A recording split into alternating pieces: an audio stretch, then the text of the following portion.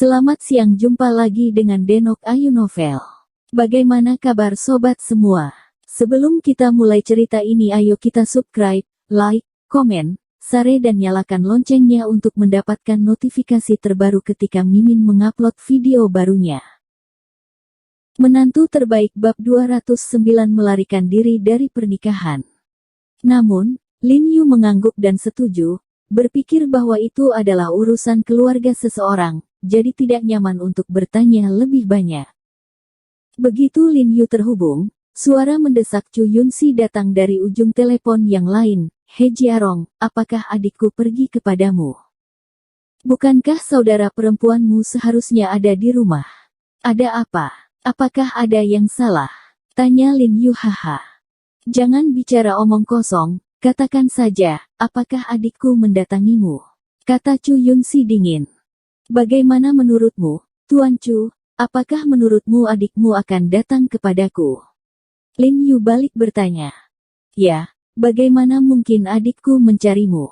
kata Chu Yunxi dengan sedikit jijik, dan kemudian menutup telepon. Lin Yu. Dia tidak tahu apa kegilaan Chu Yunxi, dia sangat membenci dirinya sendiri, tetapi saudara perempuannya ada di sini. "Terima kasih, Dr. He," kata Chu Yunwei dengan sedikit rasa terima kasih. "Nona Chu, ada apa denganmu? Kenapa kamu datang ke sini begitu terlambat?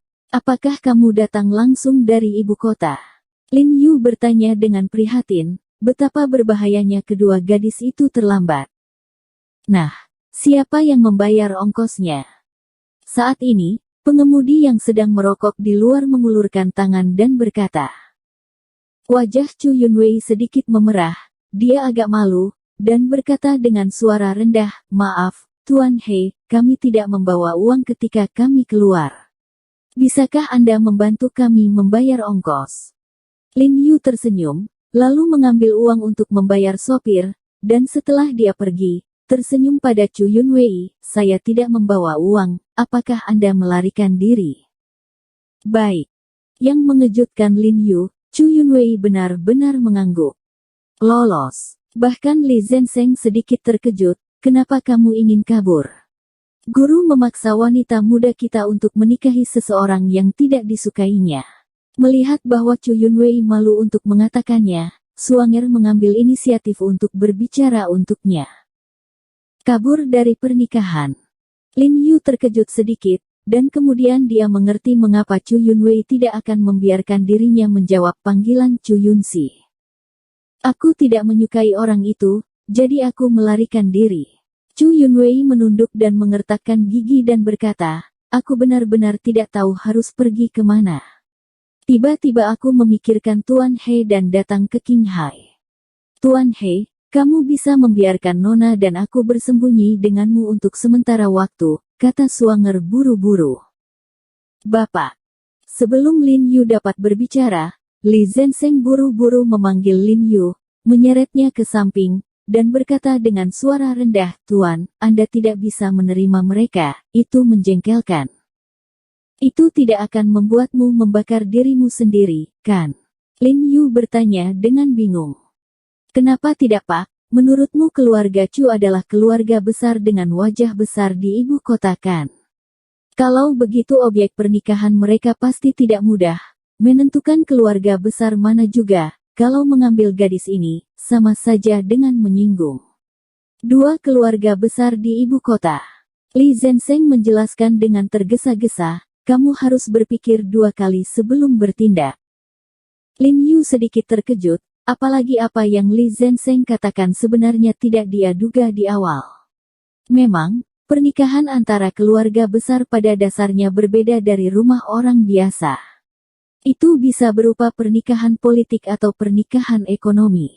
Layanan keluarga mereka sendiri, untuk memperkuat aliansi, membuat status setiap keluarga lebih stabil. Dengan status keluarga Chu, kebanyakan dari mereka akan menikahi keluarga besar lainnya, jika tidak, Chu Yunwei tidak akan malu. Jadi jika dia benar-benar menerima Chu Yunwei, dia mungkin benar-benar marah seperti yang dikatakan Li Zhensheng. "Tuan, jika Anda ingin saya memberitahu Anda, berikan saja Nona Chu sejumlah uang dan biarkan dia pergi. Li Zenseng membujuk.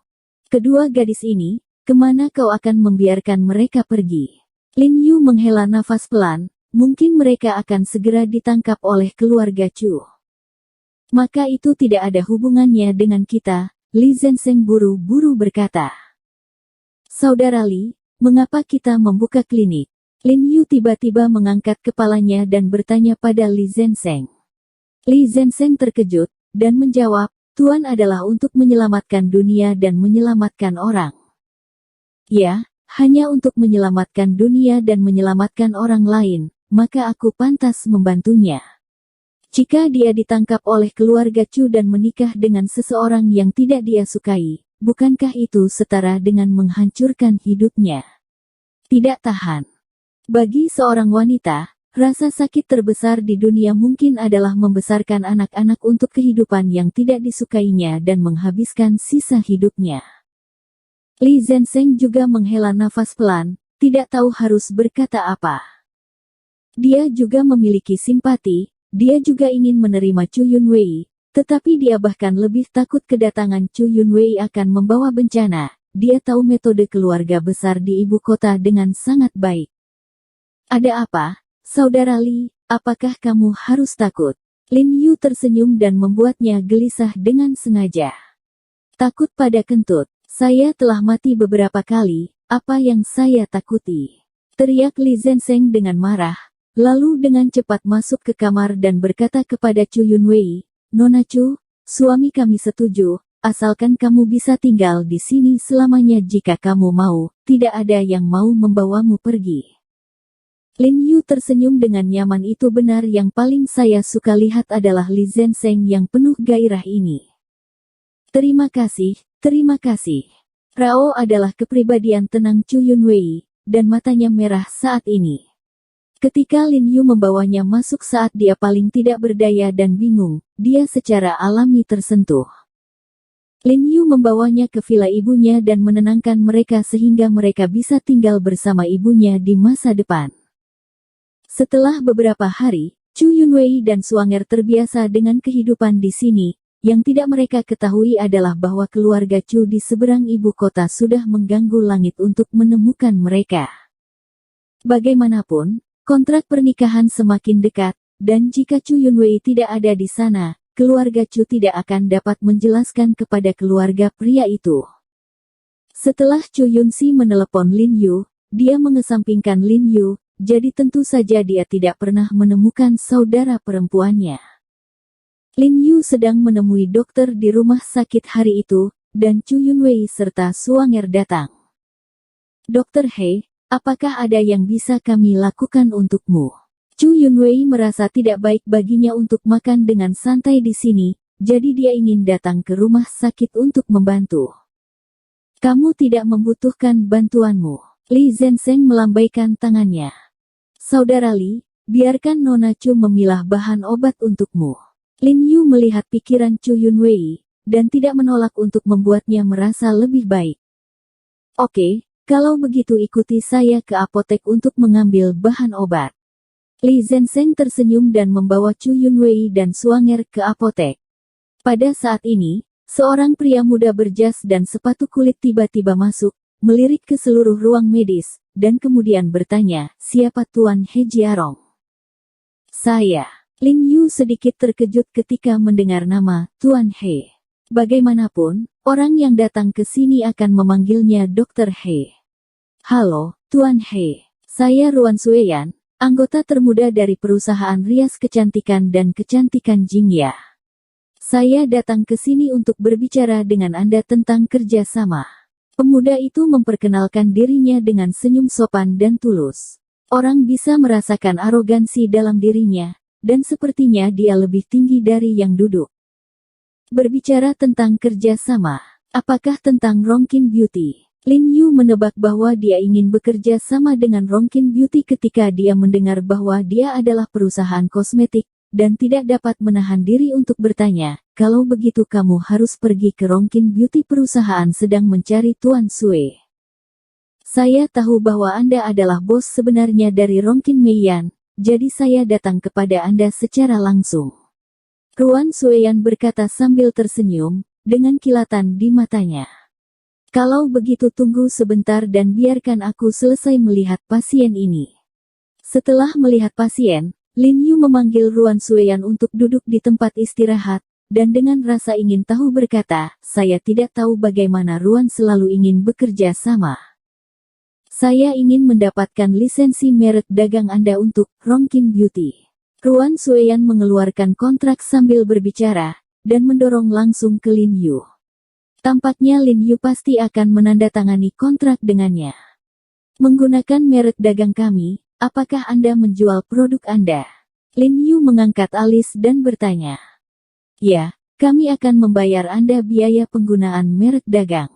Selain biaya penggunaan tetap tahunan sebesar 1.000 yuan, kami juga akan memberi Anda tambahan 10% dari keuntungan, kata Ruan Sueyan sambil tersenyum. Penjualan produk perusahaan mereka di ibu kota memang bagus, tetapi mereka tidak sebagus Rongkin Meiyan. Jika merek Rongkin Meiyan bisa digunakan, omset tahunan mereka setidaknya akan 2 kali lipat 4 atau 5 kali lipat. Tuan Ruan, saya pikir Anda telah salah paham.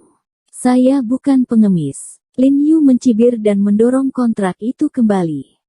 Cuma bercanda, tanda ini adalah hal yang paling berharga tentang kecantikan Rongkin. Ruan Sueyan ingin membeli tanda itu dengan uang sekecil itu.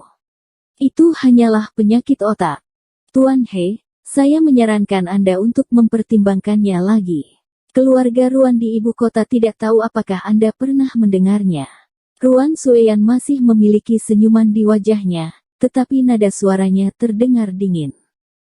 Saya belum pernah mendengar apapun dari keluarga lembut hingga keluarga keras, tetapi Anda akan tahu di mana sulit tidak akan sulit dengan mendengar nama keluarga ini. Lin Yu berkata dengan ringan. Kamu, dia Jiarong.